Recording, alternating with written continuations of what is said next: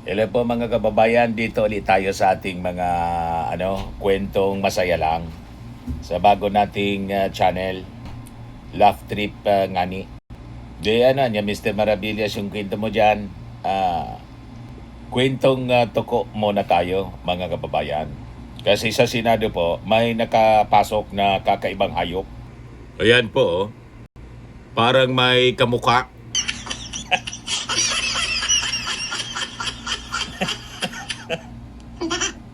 Namumukhaan po ninyo, mga kababayan.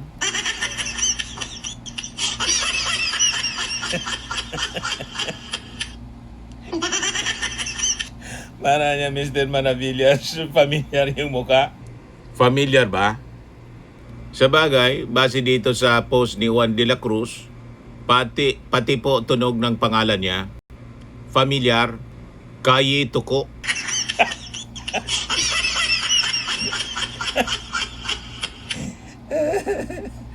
Pangalan mo nun, Kayi Tuko.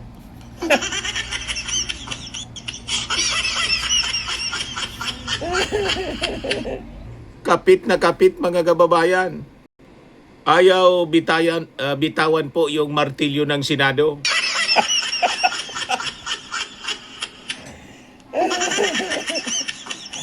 Inangkin na mga kababayan yung martilyo ng Senado.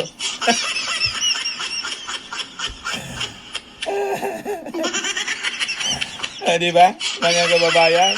O ito, nag-uusap-usap mga kababayan yung mga tuko. Sabi ng isang tuko, bakit ba ayaw mong bitawan yan? 3 linggo ka nang nakakapit dyan. Hindi iyo yan, nakuryente ka na dati. Di ka pa rin natuto, bobo.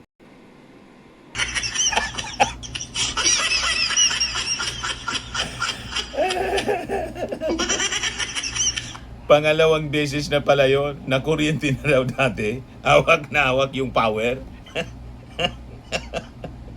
Hindi na natuto.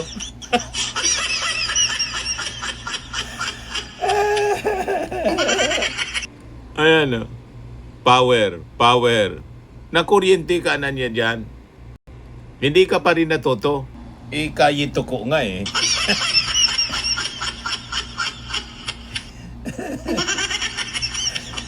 Diba? Kapit na kapit. Mga kababayan, kapit na kapit sa martilyo ng Senado.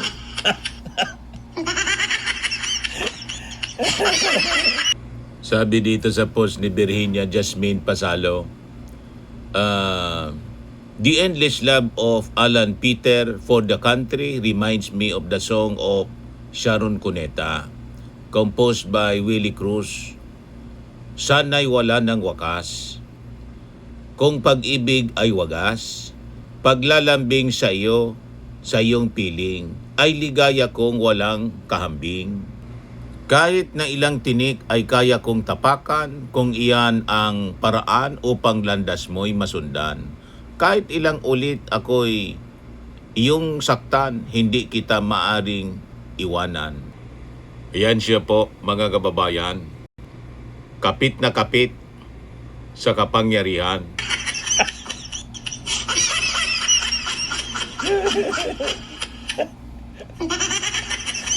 Diba, mga kababayan? O ito, mga kababayan, tinawagan si Bato. Bato, pakita ka ulit dito, kulang tayo. Sagot ni Bato, Unggoy, ikaw na lang. Gamitin mo naman ako. Post siya ni Hinaro Martinez. Huwag Bato.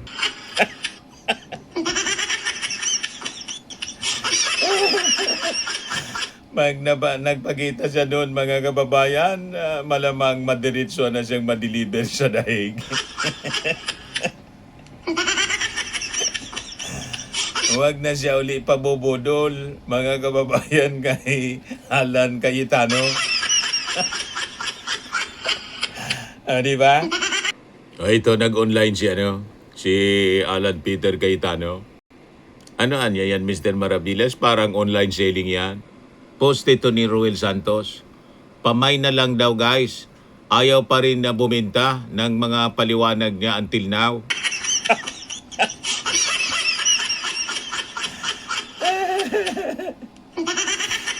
Hindi mo may binda yung mga paliwanag.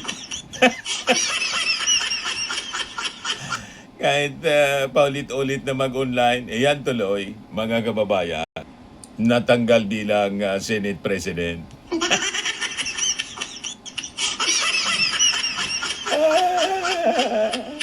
Sa kaka-online mga kababayan, online selling, imbes na magsesyon sa Senado, nasa pag-vlogging.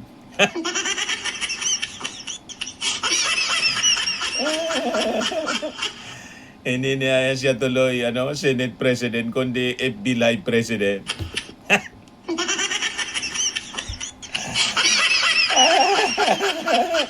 Ito post ng Tinig Pilipino. Sabi ni Alan Cayetano, gusto ko nang bumaba today as Senate President. Ang problema, I have the duty to the Filipino people and to the Philippine Constitution. Sabi ni Tinig Pilipino, ang feeling, tinanggal ka na, huwag kang main character. Oo nga naman.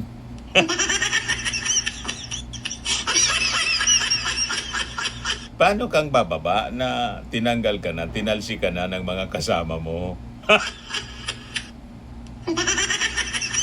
Hindi mo kailangan bumaba kasi wala ka na, nasa baba ka na. O, di ba? Hindi mo lang matanggap. Nasa denial pa. Nasa denial stage, mga kababayan.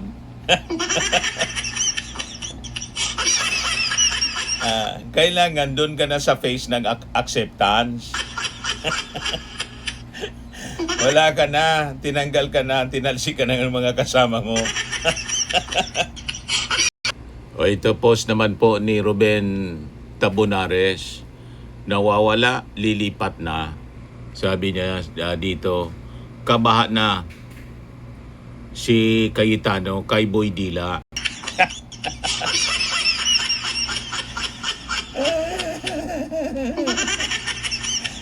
Hindi na nagpapakita, malamang nakumbinsi na. Susunod na sa yapak ni Chis Escudero, mga kababayan. So magiging dalawa na yung tatawagin ni Marcoleta, mga kababayan, na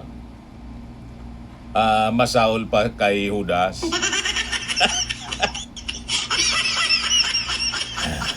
Di ba, mga kababayan?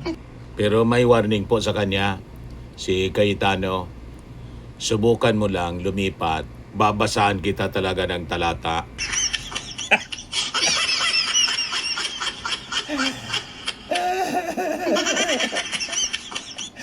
Si Joel Villanueva, mga kababayan, marami din yung memorize na mga talata. Di ba, mga kababayan? O ito na, mga kababayan, may nagdibo. Pamilyar yung muka, mga kababayan. Sabi diyan, pagkatapos ng 18 candles at 18 roses, ano naman ang kasunod? Yung 18 na marin si nabukya.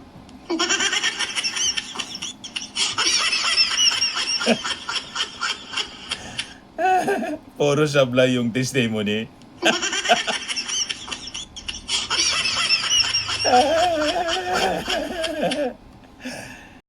O ito, namumukhaan po ninyo, mga kababayan.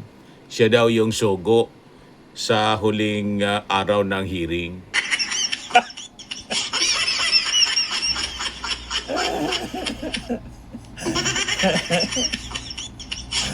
Aso, mga kababayan, na nakapilo ka pero parang familiar yung itsura.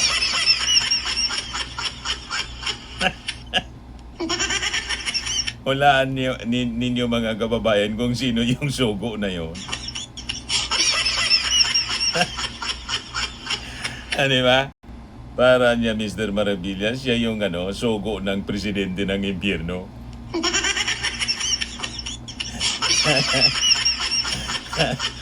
Naulaan ninyo, siya nga po. Di ba? Yan yung sugo, mga kababayan ng presidente ng impyerno para guluhin yung Senado. Di ba?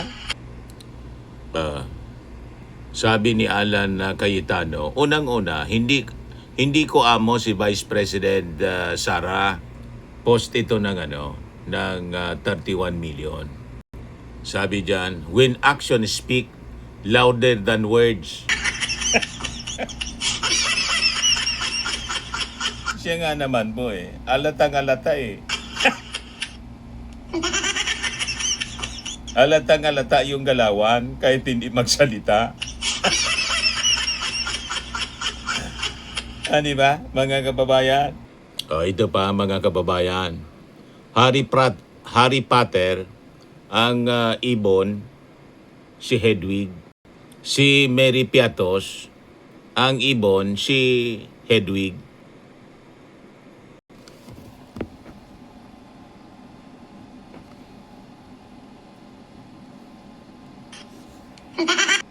Hedwig niya talaga, Mr. Maravillas. Hedwig.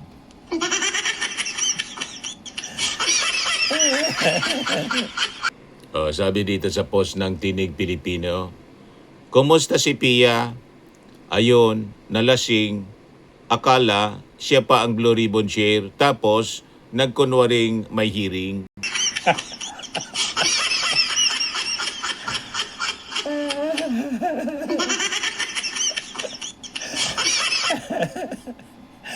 Di ba? Yung hearing, mga kababayan, para lang usapang lasing. Kung saan-saan napunta yung usapan ng flood control, napunta sa AGK, napunta sa ICC.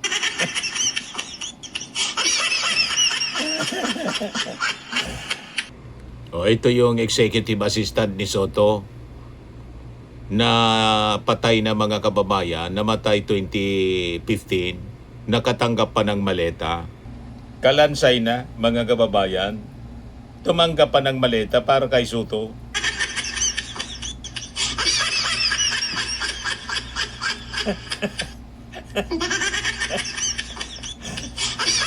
Ganon, mga kababayan, ka-reliable yung kwento ng mga ex-marines.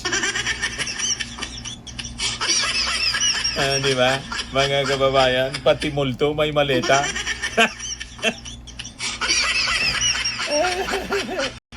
Ito si Jinggoy, yung itsura ng binuksan yung binuksan ang aircon.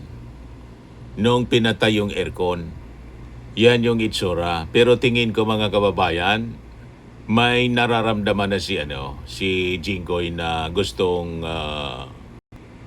lumabas na, parang hindi na niya mapigilan.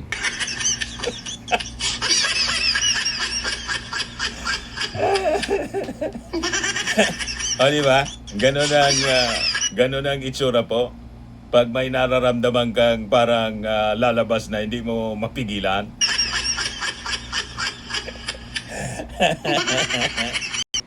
Ito naman po, post ni Kapitan Tambay.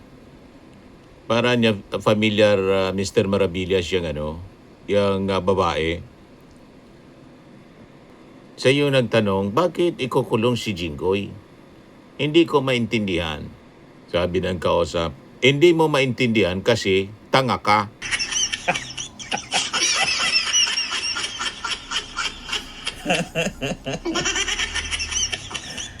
Ba, mga kababayan?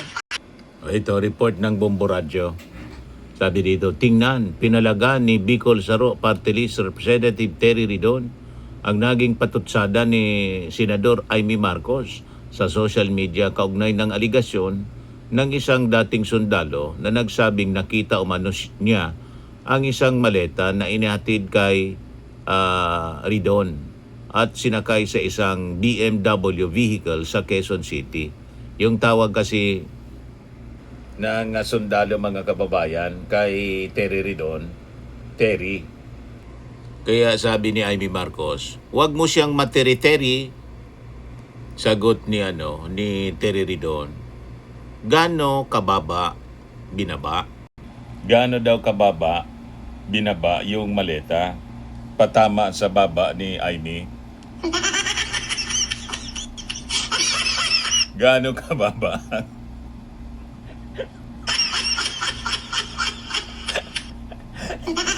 O, diba? Gaano anya kababa binaba?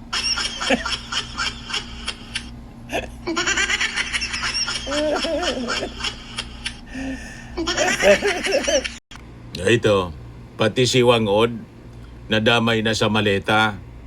Sabi dito ni Panginginig, itinanggi ni Wangod ang aligasyong tumanggap umano siya ng maleta noong 1509 mula sa mga di umano'y bodyguard ni dating Representative Saldico.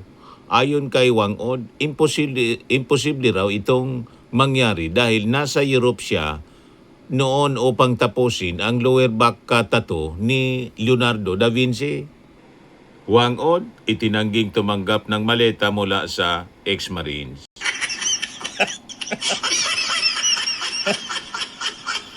Nagtatato pa niya ako sa lower back ni Leonardo da Vinci.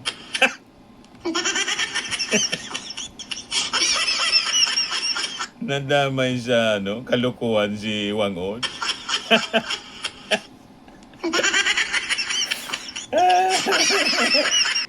O ito, mga kababayan, si Boy Iyak may ipinipinta.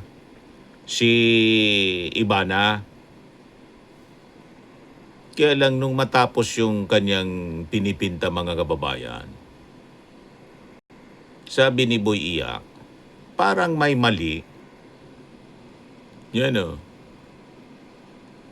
Parang namumukhaan ko ito eh. Para talagang may mali.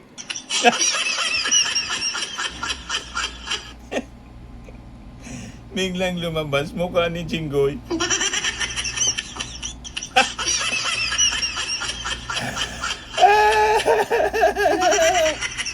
Ayan ko na niya, Mr. Maravilla. So bukas naman po, mga kababayan, maraming salamat sa inyong panunood. Kung hindi po pa kayo nakasubscribe dito sa ating masayang channel, Love Trip Ngani, mag-click subscribe po kayo. At share naman po ninyo sa inyong mga kaibigan at kakilala. Okay po? Bye-bye!